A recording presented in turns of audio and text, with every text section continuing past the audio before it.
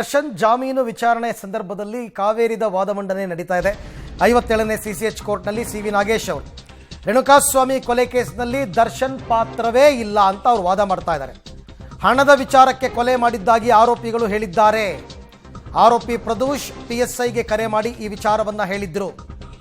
ರೇಣುಕಾಸ್ವಾಮಿ ಕೊಲೆ ನಡೆದಿರತಕ್ಕಂಥದ್ದು ಜೂನ್ 8ನೇ ತಾರೀಕು. ಮಾರನೇ ದಿನವೇ ಪೊಲೀಸರು ಬಂದಿದ್ರು ಅಂತ ಸೆಕ್ಯೂರಿಟಿ ಹೇಳಿಕೆಯಲ್ಲಿ ಕೊಟ್ಟಿದ್ದಾರೆ. 9ನೇ ತಾರೀಕಿಗೆ ಬಂದಿದ್ರು ಅಂತ.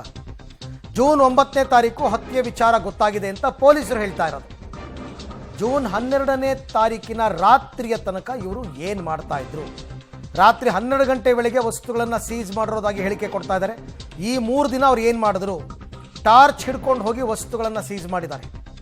ತನಿಖಾಧಿಕಾರಿಗಳು ಅವರಿಗೆ ಬೇಕಾದಂತೆ ತನಿಖೆಯನ್ನು ಮಾಡಿದ್ದಾರೆ.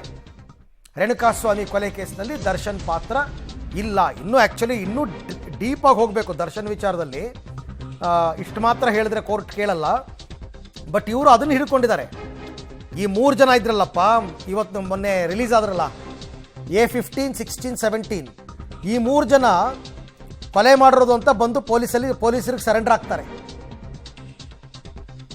ಈ ಬಗ್ಗೆ ಕೂಡ ಮತ್ತಷ್ಟು ಮಾಹಿತಿ ನನ್ನ ಕೊಲೀಗ ನರಸಿಂಹಮೂರ್ತಿ ಅವರಿಂದ ಪಡ್ಕೊಳ್ಳೋಣ. ಮೂರ್ತಿ, ಈಗ ಆರಂಭದಲ್ಲಿ 3 ಜನ A15, 16, 17 ನಾವೇ ಕೊಲೆ ಮಾಡಿರೋದು ಅಂತ ಬಂದು ಏನು ಸರೆಂಡರ್ ಆದ್ರಲ್ಲ, ಅದೇ ಸತ್ಯ ಅಂತನ ಸಿ.ವಿ. ನಾಗೇಶ್ ವಾದ ಮಾಡ್ತಾ ಇರೋದು.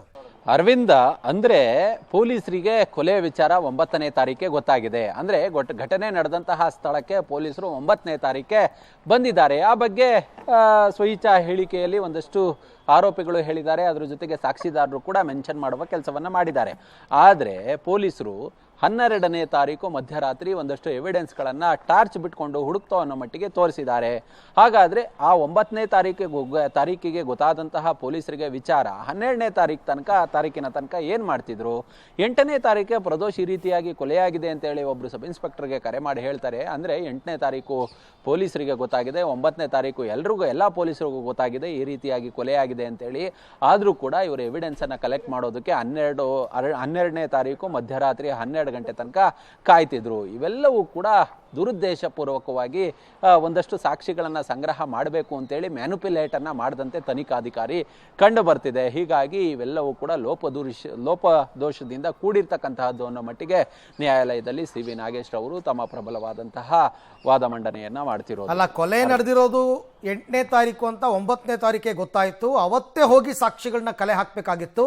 3 ದಿನ ತಡ ಮಾಡಿದ್ದಾರೆ ಅಂತಕ್ಕಂಥದ್ದು ಅವ್ರ ಮೇಲೆ ಇರ್ತಕ್ಕಂಥ ಆರೋಪನ ಈಗ ಪೊಲೀಸರ ಮೇಲೆ ಮಾಡ್ತಾ ಇರೋ ಆರೋಪ. ಅರವಿಂದ್, ಈ ರೀತಿಯಾಗಿ ಸಿ.ವಿ. ನಾಗೇಶ್ ಅವರು ಹೇಳ್ತಿದ್ದಾರೆ. ಆದ್ರೆ ಇದಕ್ಕೆ ಕೌಂಟರ್ ಆಗಿ SPP ಅವರು ಯಾವ ರೀತಿಯಾದಂತಹ ಪ್ರತಿವಾದವನ್ನ ಮಾಡ್ತಾರೆ ಅಂತೇಳಿ ನೋಡ್ಬೇಕು. ಬಹುಶಃ 9ನೇ ತಾರೀಕು 8ನೇ ತಾರೀಕು ರಾತ್ರಿ ಇವರು ಕೊಲೆ ಮಾಡಿ ಎಸ್ತು ಹೋದಂತಹ ಸಂದರ್ಭದಲ್ಲಿ 9ನೇ ತಾರೀಕು ಬೆಳಗ್ಗೆ ಗೊತ್ತಾಗಿದೆ ಈ ರೀತಿಯಾದಂತಹ ಒಂದು ಅಪರಿಚಿತ ಶವ ಬಿದ್ದಿದೆ ಅಂತೇಳಿ. ಅಂದ್ರೆ ಅದಾದ ಬಳಿಕ 9ನೇ ತಾರೀಕು ಸಂಪೂರ್ಣವಾಗಿ ಹುಡುಕಾಟವನ್ನ ನಡೆಸುವ ಕೆಲಸವನ್ನ ಮಾಡ್ತಾರೆ. CCTV ಇರ್ಬೋದು, ಯಾರೀತ ಈತನ ಪತ್ತೆಗಾಗಿ ಒಂದಷ್ಟು ಪೊಲೀಸರು ಶ್ರಮವನ್ನ ಹಾಕ್ತಾರೆ. 10ನೇ ತಾರೀಕು ಒಂದಷ್ಟು ಜನ ಸರೆಂಡರ್ ಆಗ್ತಾರೆ. ಅದು ಕೇಶವ ಮೂರ್ತಿ, ನಿಖಿಲ್ ನಾಯಕ್, ಹಾಗೆ ಮತ್ತೊಬ್ಬಾತ, ಈ 3 ಜನ ಸರೆಂಡರ್ ಆದಂತಹ ಸಂದರ್ಭದಲ್ಲಿ ಫೈನಾನ್ಸ್ ಮ್ಯಾಟರ್ಗೆ ಕೊಲೆ ಮಾಡ್ದು ಅಂತ ಹೇಳ್ತಾರೆ. ಆದರೆ ಪೊಲೀಸರು ತಮ್ಮದೇ ಶೈಲಿಯಲ್ಲಿ ವಿಚಾರಣೆಯನ್ನು ಮಾಡಿದಂತಹ ಸಂದರ್ಭದಲ್ಲಿ ಅಲ್ಲಿ ಪವಿತ್ರ ಗೌಡ ಹೆಸರು, ಅದ್ರ ಜೊತೆಗೆ ದರ್ಶನ್ ಹೆಸರು ಇವೆಲ್ಲವೂ ಕೂಡ ತಳುಕು ಹಾಕ್ಕೊಳ್ತವೆ. ಅದಾದ ಬಳಿಕವೇ ಪೊಲೀಸರು 11ನೇ ತಾರೀಕು ದರ್ಶನ್ರನ್ನ ಬೆಳಗ್ಗೆ ಮೈಸೂರಿನಲ್ಲಿ ಅರೆಸ್ಟ್ ಮಾಡುವ ಕೆಲಸವನ್ನ ಮಾಡಿದ್ರು. ಆದರೆ ಇದೀಗ ಈ ಲೋಪದೋಷಗಳನ್ನ ಇಟ್ಕೊಂಡು ಸಿ.ವಿ. ನಾಗೇಶ್ ಅವರು ವಾದವನ್ನ ಮಂಡನೆ ಮಾಡ್ತಿದ್ದಂತಹ ಅವ್ರ ವಾದ ಮಂಡನೆ ಮುಗಿತಿದ್ದ ಹಾಗೆ SPP ಅವರು ತಮ್ಮ ವಾದ ಮಂಡನೆಯನ್ನ ಮಾಡಲಿದ್ದಾರೆ.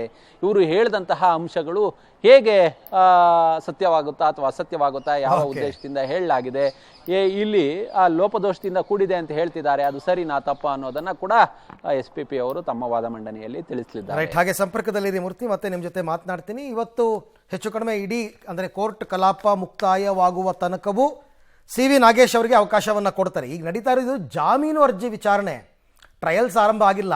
ಹಾಗಾಗಿ ಇವತ್ತು ಮುಗಿದ ನಂತರ SPPಗೆ ಇನ್ನೊಂದು ದಿನಾಂಕ ನಿಗದಿ ಮಾಡಬಹುದು ಅಂತ ಅನ್ನಿಸ್ತಾ ಇದೆ. ನೋಡೋಣ.